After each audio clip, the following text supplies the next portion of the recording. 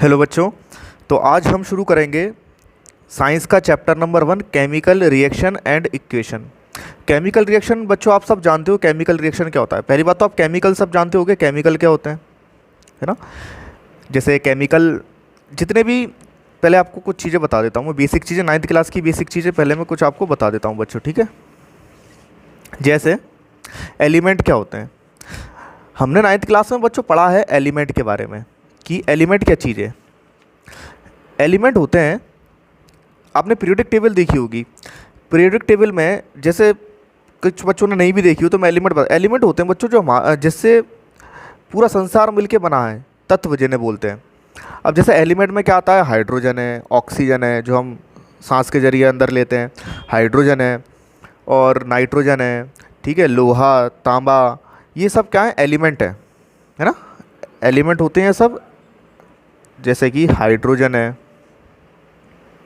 और ऑक्सीजन है, नाइट्रोजन है ना, आयरन है, आयरन को लिखते हैं बच्चों Fe। ये सिंबल है इसके, ये सब पढ़े 9th क्लास की चीज़ है ना। कॉपर है, कॉपर को क्या लिखते हैं Cu, ठीक है। क्लोरीन है, क्लोरीन को क्या लिखते हैं Cl। सोडियम है Na। ये सब क्या है, एलिमेंट। और अगर इनको मिला दिया जाए बच्चों, इनको मिला दें अगर हम, तो फिर बनता है कंपाउंड। क्या बनता है, कंपाउंड। जैसे एक जनरली मैं बात कर लेता हूँ पानी की, वाटर। वाटर का फॉर्मूला होता है बच्चों H2O। तो एलिमेंट क्या होता है, एलिमेंट तो एक सिंगल चीज़ है, जैसे हाइड्रोजन, ऑक्सीजन, नाइट्रोजन, ये आयरन, कॉपर, क्लोरीन, सोडियम। अगर इनको आपस में मिला दिया जाए बच्चों तब बनता है एक कंपाउंड। जैसे वाटर है, वाटर में 2 हाइड्रोजन होंगे, कितने हाइड्रोजन, 2, ये H2 लिखा हुआ है ना, और एक ऑक्सीजन, तो बनता है वाटर। तो वाटर क्या आ जाएगा, कंपाउंड हो जाएगा water. Water is a compound. ऐसे में नमक की बात करूँ, किसकी बात करूँ, नमक की। नमक का फॉर्मूला क्या होता है बच्चों, मैंने 9th क्लास में कई बार बताया, जो कॉमन सॉल्ट होता है उसका फॉर्मूला होता है NaCl। यानी उसके अंदर क्या होता है, एक सोडियम और एक क्लोरीन, है ना। तो कंपाउंड क्या हो गया आपको, देखो H2O, वाटर, NaCl, NaCl यानी नमक, और H2 यानी वाटर, ये सब कंपाउंड है। ये क्या है, सिंगल चीज़ नहीं है, ये 2 एलिमेंटों से मिलके बनी हुई चीज़ें हैं। समझ में आया आप लोगों को।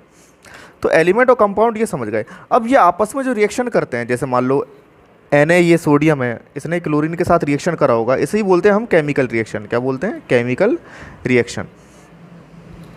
और केमिकल इक्वेशन क्या होती है, जिन्हें हम जैसे दर्शाते हैं, जैसे मान लो सोडियम क्लोरीन के साथ जुड़ेगा तो क्या बनेगा। ज़्यादा डिटेल में नहीं बता पाऊंगा मैं, वीडियो बहुत लंबा हो जाएगा, मैं शॉर्ट शॉर्ट में बता रहा हूँ जिससे कि आप अपने आंसर याद करना शुरू कर दो, ठीक है।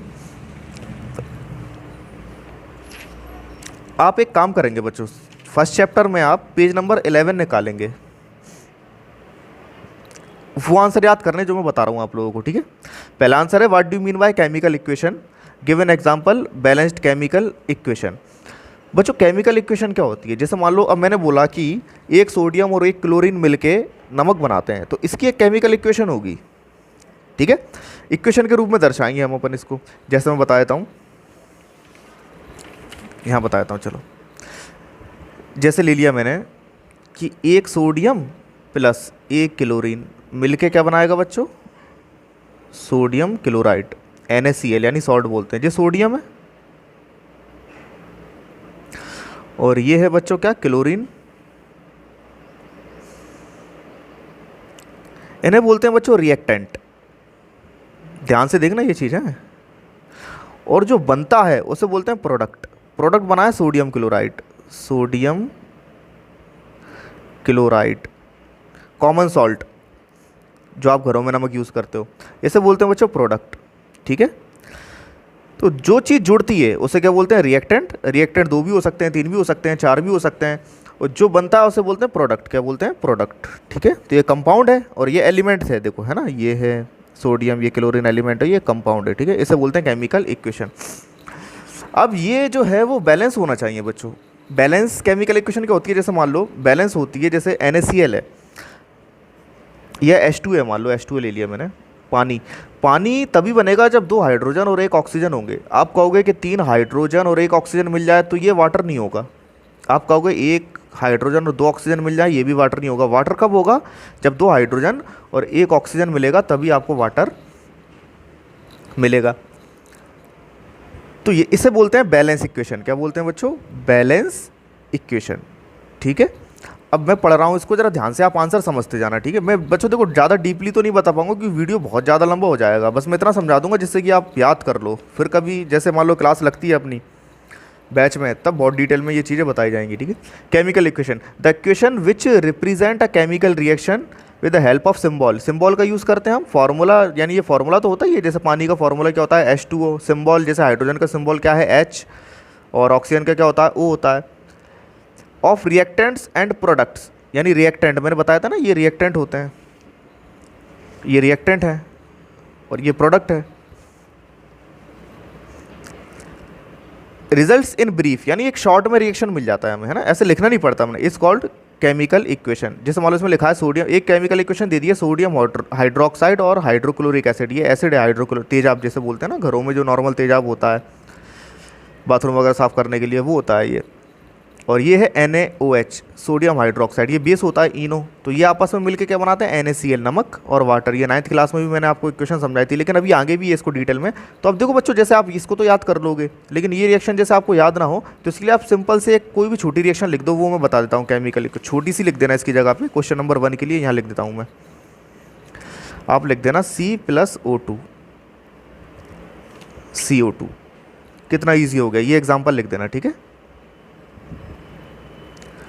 यानी ये क्या है? कार्बन। कार्बन होता है बच्चों कोयला, वो कोयला नहीं जो घर में जलाने के बाद निकलता है, जो प्योर कोयला होता है ना, जो खदान से निकलता है, उसे अगर अपन ऑक्सीजन के साथ मिला दें, ऑक्सीजन के साथ जलाएं, यानी ऑक्सीजन की प्रेजेंट में जलाएंगे अपन, ये है ऑक्सीजन, तो हमें जो गैस निकलेगी, जो धुआं निकलेगा, वो कार्बन डाइऑक्साइड का निकलेगा। काय का निकलेगा? Carbon dioxide. ठीक है, तो ये देखो सिंपल सी रिएक्शन, ये सिंपल सी कर दी है ना, ये लिखने की आपको ज़रूरत नहीं है इसके एग्जांपल में। सेकंड क्या है? अब देखो टाइप्स, केमिकल इक्वेशन या केमिकल रिएक्शन। इक्वेशन की जगह हम क्या कह सकते हैं? रिएक्शन। ये 4 प्रकार की होती हैं जनरली। एक तो कॉम्बिनेशन, कॉम्बिनेशन को हम बोलते हैं एडिशन शॉर्ट फॉर्म में। कॉम्बिनेशन बेटा ये आपको वर्ड से समझ में आ रहा होगा, कॉम्बिनेशन एडिशन, इसका मतलब होता है जुड़ जाना।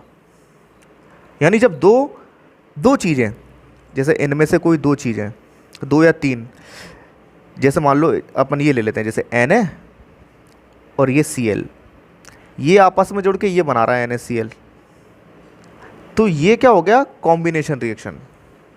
समझ में आया बच्चों? ये हो गया आपका कॉम्बिनेशन रिएक्शन या एडिशन रिएक्शन, इसमें एडिशन होता है। ठीक है, तो कॉम्बिनेशन रिएक्शन पहला हो गया, है ना। इसकी डेफिनेशन पढ़ेंगे अपन, क्या लिखा हुआ है डेफिनेशन में? सच अ केमिकल रिएक्शन इन विच 2 और मोर रिएक्टेंट्स, 2 या 2 से ज़्यादा रिएक्टेंट्स, रिएक्टेंट समझ गए ना बच्चों, जो रिएक्शन करते हैं, कंबाइन यानी जुड़ते हैं, to form a single new compound, एक सिंगल कंपाउंड बनाते हैं। क्या बनाते हैं? एक single compound, is called combination reaction. इसे क्या बोलते हैं बच्चों? कॉम्बिनेशन या एडिशन रिएक्शन। अब इसमें ये है NH3, इसे बोलते हैं बच्चों अमोनिया। अमोनिया को काय के साथ रिएक्शन कराया? HCl। HCl यानी होता है हाइड्रोक्लोरिक एसिड। रिएक्शन करा के बच्चों क्या बना? NH4Cl, इसे बोलते हैं अमोनियम क्लोराइड। अब ये भी आपको बेकार सी लग रही होगी, बहुत ज़्यादा याद नहीं होगी, तो आप इस वाले में भी, कॉम्बिनेशन में भी यही वाली रिएक्शन लिख सकते हैं क्वेश्चन नंबर 2 में एग्जाम्पल में। देखो इसमें भी तो कॉम्बिनेशन हो रहा है, कार्बन और ऑक्सीजन मिलकर एक चीज़ बना रहे हैं, कार्बन डाइऑक्साइड। समझ आया? तो इसे भी अपन कॉम्बिनेशन में लिख सकते हैं, आप यही वाली याद कर लेना। ठीक है, इसके बाद है बच्चों डिकम्पोजिशन। डिकम्पोजिशन यानी होता है बच्चों किसी एक चीज़ का टूट जाना, किसी एक चीज़ का टूटकर 2 भागों में बढ़ जाना, उसे बोलते हैं अपन डिकम्पोजिशन। समझ में आया? यानी ये इसकी बिल्कुल अपोजिट है, बिल्कुल अपोजिट। ठीक है, डेफिनेशन पढ़ते हैं। Such a chemical reaction in which a single compound splits यानी टूट जाना, ब्रेक लिख सकते हैं, इनटू 2 और मोर सब्सटेंस, 1 या 2 सब्सटेंसों में टूट जाए, इज कॉल्ड डिकम्पोजिशन रिएक्शन। ठीक है, समझ में आया? यानी जब कोई एक रिएक्टेंट यानी एक चीज टूट कर 2 भागों में बढ़ जाए, उसे बोलते हैं डिकम्पोजिशन। अब जैसे इसके अंदर उदाहरण देखेंगे, जैसे एग्जांपल देखेंगे, तो ये भी रिएक्शन बहुत कठिन है, तो आपको ये भी रिएक्शन लिखने की ज़रूरत नहीं है। एक सिंपल सी रिएक्शन बताता हूँ जो आपको आगे भी यूज़ होगी डिकम्पोजिशन में। क्वेश्चन नंबर 3 का एग्जांपल जो है,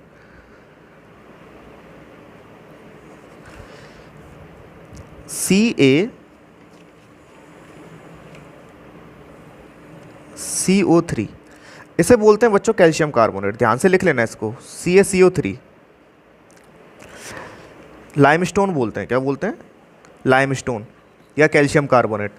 जब ये टूटता है, इसको अपन गर्म करेंगे। ये बच्चों खदानों में पाया जाता है, जो पहाड़ होते हैं ना, मार्बल के पहाड़ होते हैं, जो चूने के पहाड़, चूना बनाया जाता है इससे। चूना जो कलई होती है ना घरों में, जिससे पुताई लिपाई की जाती है, तो इसको गर्म करके, इसको क्या करके, गर्म करके ये दो भागों में टूटता है। एक तो कार्बन डाइऑक्साइड निकलती है इसमें से, क्या निकलती है? Carbon dioxide gas. धुआं जो निकलता है गर्म करने पे वो CO2 निकलता है, ये चीज़ निकलती है। देखो CO2 तो निकाल लो। अब CO2 इसमें से अलग कर लेंगे। देखो जो CO3 है, तो CO3 जो है आपका, तो CO2 तो अलग हो गया उसमें से, क्या बचा यहाँ पे? O बचेगा। समझ रहे हो ना बात को? जैसे एक ऐसे लिख देता हूँ, चलो मैं CO2 और 3 थे ना, ये A को अलग कर दो, मान लो A को यहाँ ले लिया, O3 को मैंने O2 और O लिख दिया, तो ये चीज़ अलग हो जाती है यहाँ से, और ये चीज़ अलग जुड़ जाती है। ठीक है, बहुत इजी समझाया ये मैंने। तो CaO, तो ये देखो ये हो गया। ये एक रिएक्टेंट था, इसे गर्म करने पे, यानी इसकी रिएक्शन कराई, गर्म कराई, हीट करा, तो ये दो भागों में टूट गया, एक तो CaO और CO2। इसे बोलते हैं बच्चों क्विक लाइम। यही अपन घरों में लेके आते हैं बाजार से, जो कलई करते हैं ना, यही होता है। वैसे पानी में मिला देते हैं, तो आपने देखा होगा पानी डालने के बाद इसमें बहुत ज़्यादा गर्म हो जाता है। वो रिएक्शन भी मैं आपको समझाऊंगा, ठीक है। और ये है जो धुआं निकलता है इसमें गर्म करने के बाद, वो CO2 गैस निकलती है, कार्बन डाइऑक्साइड गैस। तो ये आप इसमें एग्जाम्पल में लिख सकते हैं, बहुत ईजी सी, और ये इंपॉर्टेंट है एक्चुअली में, आती है इसलिए ये वाली लिखवा रहा हूँ मैं, है ना। इसके बाद है बच्चों डिस्प्लेसमेंट। डिस्प्लेसमेंट यानी होता है बच्चों स्थान बदल जाना, यानी जगह चेंज कर लेना अपनी। अब एक एग्जांपल से समझाता हूँ मैं, ज़रा ध्यान से समझना इस बात को, ठीक है। मान लो एक क्लास है, एक क्लास में एक टीचर है, और टीचर का कोई फेवरेट स्टूडेंट है। मान लो वो स्टूडेंट क्लास में सबसे ज़्यादा होशियार है, सबसे ज़्यादा स्मार्ट है, और टीचर ने उसको मान लो मॉनिटर बना लिया, अपने साथ मॉनिटर बना लिया टीचर ने, यानी अपने साथ जोड़ लिया, M फॉर मॉनिटर, ठीक है। तो टीचर का जो लगाव है इस मॉनिटर से ज़्यादा है, क्योंकि सबसे ज़्यादा होशियार है, सबसे ज़्यादा स्मार्ट है। अब मान लो किसी साल एक दूसरा बच्चा आया क्लास के अंदर, इसे मैंने लिख दिया, इसे M1 दे दिया, इसे M2 दे दिया, ये मॉनिटर 1, ये M2 मतलब वैसे ही दे दिया, इसका नाम है M2, ठीक है।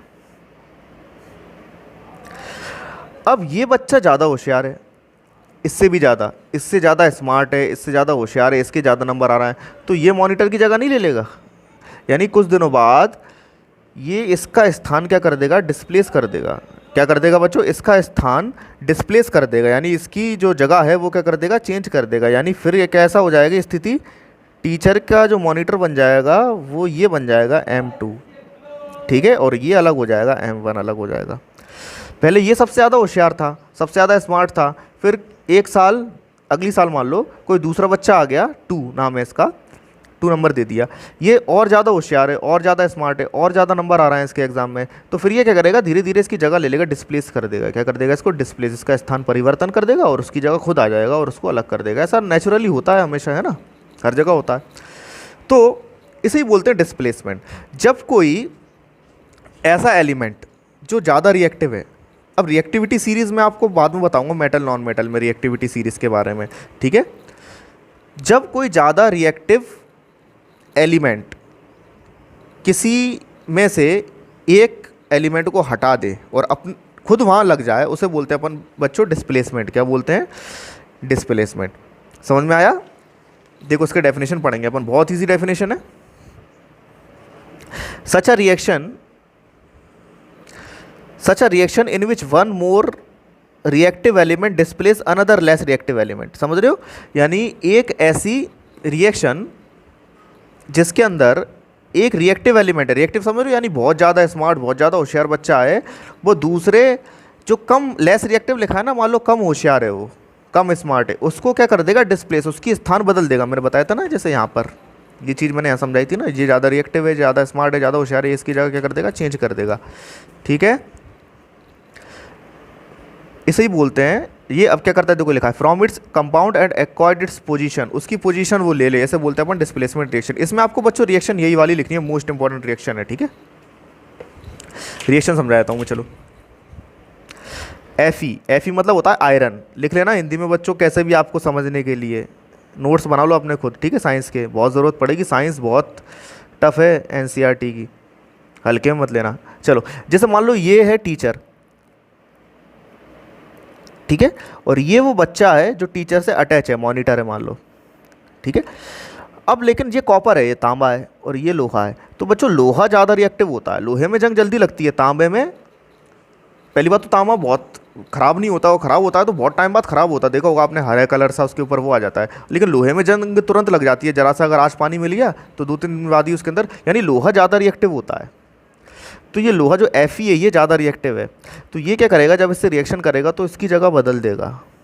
ये टीचर है मान लो, तो ये बच्चा क्या करेगा, यानी इस मॉनिटर को यहाँ से हटा देगा, तो ये क्या हो जाएगा बच्चों, FeSO4 प्लस, ये Cu अलग हो जाएगा, कॉपर अलग हो जाएगा। ठीक है, इसे बोलते हैं अपन डिस्प्लेसमेंट रिएक्शन।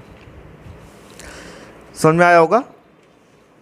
अब जो ये जो लिखा हुआ है ना, ये SAQ ब्रैकेट में, इसका मतलब होता है, S मतलब सॉलिड, ये सॉलिड होगा, AQ यानी ये घुलनशील, यानी ये मान लो कॉपर सल्फेट एक केमिकल बाजार में मिलता है। ठीक है, और नीले कलर का होता है दरअसल ये, और जब इसके अंदर अपन लोहा मिला देते हैं, आयरन की कीलें डाल दी आपने या लोहा डाल दिया, तो फिर ये क्या होता है, ये ग्रीन कलर का, ये फिर लिक्विड में घुल जाता है, कॉपर अलग हो जाता है उसके अंदर। एक्वा यानी होता है लिक्विड फॉर्म में, पानी के फॉर्म में, और ये कॉपर गैस फॉर्म में उससे चिपक जाता है। ठीक है, ग्रीन कलर, ये एक आंसर है, डिटेल में भी उसको मैं समझाऊंगा। ठीक है, पीछे ये 5 आंसर आपके मोस्ट टाइम पे, ये आपको समझ में आ गए होंगे, पहला, दूसरा, तीसरा, ये 5 तो आप याद कर लो। ठीक है, अब इसके बाद आता हूँ मैं चैप्टर की शुरुआत में। अब चैप्टर के शुरू में कौन से आंसर याद करने हैं आपको ध्यान से। ठीक है, एक तो ये आंसर है बच्चों मैग्नीशियम वाला,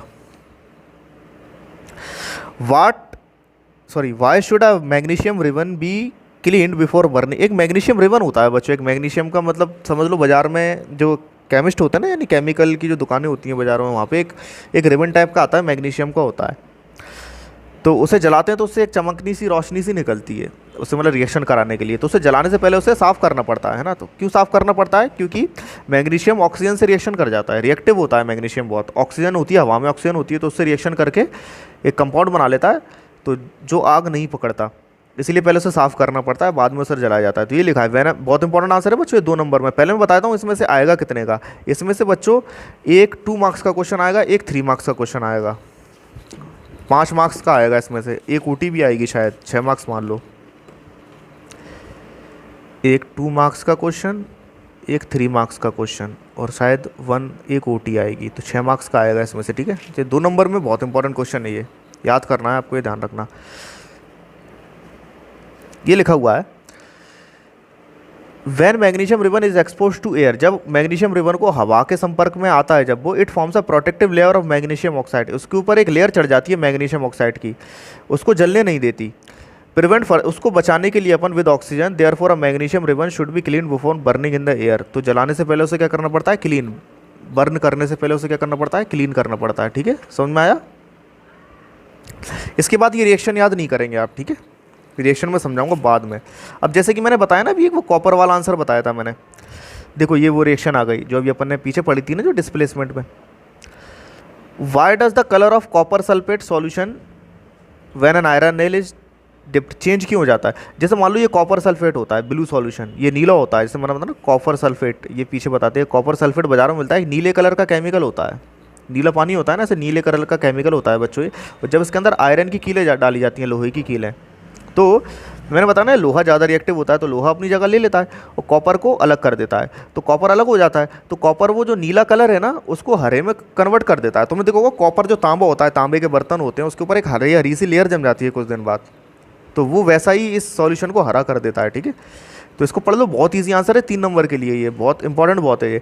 when an iron nail is dipped in the blue solution of copper sulphate, जब एक आयरन नेल ब्लू सॉल्यूशन में डुबोई जाती है कॉपर सल्फेट के, तो डिस्प्लेस जगह बदल देता है वो, कॉपर की जगह बदल देता है ना। Since iron is more reactive, iron ज़्यादा रिएक्टिव है कॉपर से, तो फेरस सल्फेट, ये फेरस सल्फेट बोलते हैं ना, ग्रीन सॉल्यूशन लिख देना, इसका नाम है ये फेरस सल्फेट। आयरन को फेरम बोलते हैं लैटिन भाषा में, वहीं से इसका सिंबल बना है Fe। आप सोचोगे आयरन तो आई से शुरू होता है, लेकिन ये जो होते हैं लैटिन शब्द के ऊपर बनाए जाते हैं। Green colour due to which the colour of copper sulphate solution change. ठीक है बच्चों, ये बहुत इंपॉर्टेंट आंसर है, इसको याद कर लेना है, और पहला वाला भी बहुत इंपॉर्टेंट आंसर है। इस साल देखो बच्चों ये क्वेश्चन आया है, ये 3 मार्क्स में।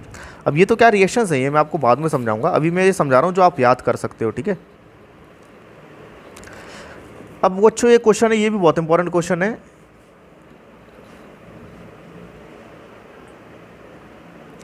Balance chemical equation. Balance chemical equation क्या होती है? देखो बैलेंस केमिकल इक्वेशन क्या होती है, सारी केमिकल इक्वेशन है ना बैलेंस होनी चाहिए। क्या होनी चाहिए? बैलेंस। बैलेंस से मेरा मतलब है, जैसे कि मैंने आपको बताया था कि H2O जो वाटर होता है, पानी का फॉर्मूला होगा 2 हाइड्रोजन 1 ऑक्सीजन, तो 2 हाइड्रोजन और 1 ऑक्सीजन ही होना चाहिए हमेशा, तभी वो चीज़ क्या होगी? बैलेंस होगी। अब जैसे मान लो, यही मान लो ये चीज़ है, देखो यहाँ एक Fe है, एक कॉपर है Cu, एक SO4 है, तो यहाँ भी अगर अपन देखेंगे एक Fe है, एक SO4 है और एक Cu है। अनबैलेंस नहीं है कोई भी चीज़, क्या नहीं है? अनबैलेंस। समझ में आया? इसे ही बोलते हैं अपन बैलेंस केमिकल इक्वेशन। सारी जो इक्वेशन होनी चाहिए वो बैलेंस होनी चाहिए। आप आंसर को याद कर लें, जब क्लास लगेगी तो मैं डिटेल में समझाऊंगा ये इक्वेशंस, ठीक है, अभी यहाँ नहीं समझा सकते। Balance chemical equation, such chemical equation in which the total mass of each element, reactant as well as the product are same. देखो एक एग्जांपल से और समझता हूँ मैं, जैसे मान लो मुझे शरबत बनाना है, और शरबत बनाने के लिए मैंने 1 लीटर पानी लिया, 1 लीटर पानी में मान लो मैंने 250 ग्राम चीनी ली और दोनों को मिला दिया। देखना 1 लीटर पानी और 250 ग्राम चीनी दोनों को मिला दिया मैंने, ठीक है, चीनी उसमें अच्छे से घुल गई, तो उसके बाद जो शरबत बनेगा उसका वज़न कितना हो जाएगा? 1 किलो और 250 ग्राम, यानी पानी मान लो 1 किलो पानी है, 1 लीटर पानी जनरली मान लिया, 1 किलो वजन है उसका, और उसमें 250 ग्राम मैंने चीनी मिला दी, तो टोटल उसका जो सॉल्यूशन बनेगा, शरबत बनेगा या जो भी बनेगा, जो भी कह लो, उसमें टोटल वजन कितना हो जाएगा? 1 किलो 250 ग्राम। यानी ये बैलेंस चीज़ है। क्या चीज़ है ये? बैलेंस। समझ में आया बात का? समझ में आई बात को? तो इसे ही बोलते हैं अपन कि total mass of each element of reactant, यानी टोटल मास जितना आप रिएक्ट करा रहे हो उतना आपको प्रोडक्ट में मिले, सेम रहे, before and after the chemical, पहले और बाद में। The total number of atom of each element are same, यानी एटम सेम होना चाहिए। एटम समझ रहे हो ना, ये एटम यानी यही होते हैं एलिमेंट जो होते हैं ना, इसके अंदर जो एटम होते हैं, जैसे मान लो Fe का 1 है, कॉपर 1 है, सल्फेट भी 1 है, तो यहाँ Fe 1 है, सल्फेट 1 है, कॉपर 1 है, तो ये सेम होना चाहिए। ऐसे ही बोलते हैं अपन बैलेंस केमिकल इक्वेशन। एक ये आंसर आप याद करेंगे बच्चों, ठीक है, मोस्ट इंपॉर्टेंट है। एक रिएक्शन और बताना भूल गया मैं शुरू में, इसमें थी डबल डिस्प्लेसमेंट बच्चों। क्या थी? Double displacement. डबल डिस्प्लेसमेंट यानी 2 जगहों से जगह बदल जाना, 2 जगहों से स्थान बदल जाना, इसे बोलते हैं डबल डिस्प्लेसमेंट। ये है क्वेश्चन नंबर 5, ये है double displacement reaction. Water double displacement reaction. Double displacement यानी होता है बच्चों 2 जगह से डिस्प्लेसमेंट हो जाना। कितनी जगह से? 2 जगह से डिस्प्लेसमेंट हो जाना, इसे बोलते हैं डबल डिस्प्लेसमेंट रिएक्शन। अब इसकी जो रिएक्शन है वो मैं कोई सिंपल सी रिएक्शन लिखवा देता हूँ आपको डबल डिस्प्लेसमेंट की।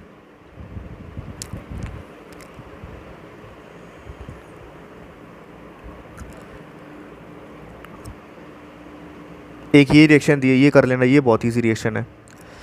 Given example of double displacement reaction other than one given in activity 1.10। 2 number में क्वेश्चन आ सकता है ये है बच्चों सोडियम क्लोराइड। सोडियम क्लोराइड समझ रहे हो, नमक है और एक्वा लिखा, यानी नमक को पानी में घोल दिया, और ये है AgNO3। Ag होता है बच्चों सिल्वर, चांदी, NO3 यानी होता है नाइट्रेट, सिल्वर नाइट्रेट।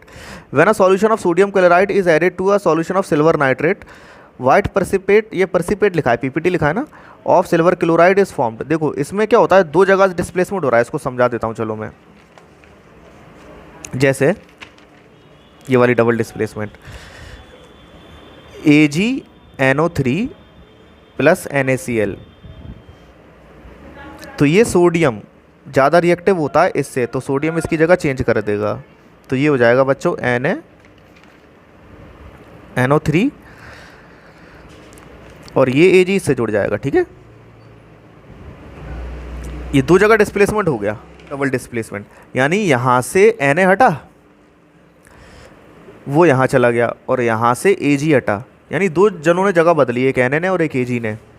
ऐसे बोलते हैं डबल डिस्प्लेसमेंट। तो ये लिख लेना है, ये इसका ये निशान लगा दिया मैंने इस पर। तो ये आंसर आप याद कर लें अच्छे से। ठीक है, इसमें से आप ये समझ लो कि मुझे लगता है एक दो आंसर तो आ जाएंगे एग्जाम में, जितना मैंने आपको बताया है। अब एक आध वीडियो और बना के ये नेक्स्ट आंसर समझा दूंगा। ठीक है, बहुत ईजी है, इतना समझ में आ गया आपको, तो अब और जो क्वेश्चन है वो आसानी से समझ में आ जाएंगे। आप याद करें, लिख लिख कर याद करें बच्चों, रिएक्शन है उनकी लिख लिख कर प्रैक्टिस करें। ठीक है।